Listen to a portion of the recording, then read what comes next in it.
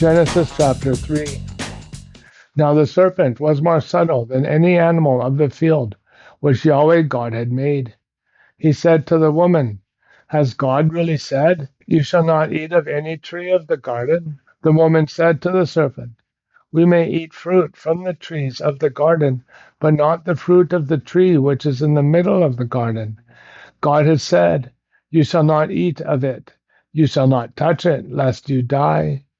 The serpent said to the woman, You won't surely die, for God knows that in the day you eat it, your eyes will be opened, and you will be like God, knowing good and evil. When the woman saw that the tree was good for food, and that it was a delight to the eyes, and that the tree was to be desired to make one wise, she took some of its fruit and ate, and she gave some to her husband with her, and he ate it too.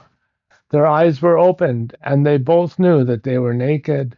They sewed fig leaves together and made coverings for themselves. They heard Yahweh God's voice walking in the garden in the cool of the day, and the man and his wife hid themselves from the presence of Yahweh God among the trees of the garden. Yahweh God called to the man and said to him, Where are you? The man said, I heard your voice in the garden, and I was afraid because I was naked and I hid myself. God said, Who told you that you were naked? Have you eaten from the tree that I commanded you not to eat from? The man said, The woman whom you gave to be with me, she gave me fruit from the tree, and I ate it. Yahweh God said to the woman, What have you done? The woman said, The serpent deceived me, and I ate. Yahweh God said to the serpent, Because you have done this, you are cursed above all livestock and above every animal of the field. You shall go on your belly, and you shall eat dust all the days of your life. I will put hostility between you and the woman, and between your offspring and her offspring. He will bruise your head, and you will bruise his heel. To the woman he said, I will greatly multiply your pain in childbirth. In pain you will bear children.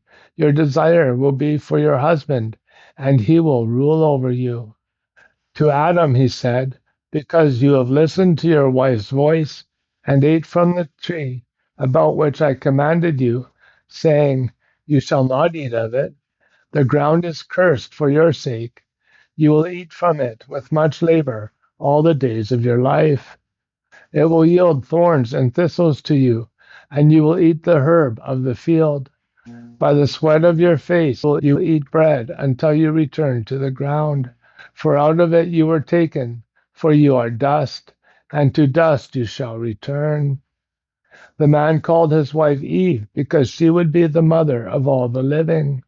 Yahweh God made coats of animal skins for Adam and for his wife, and clothed them.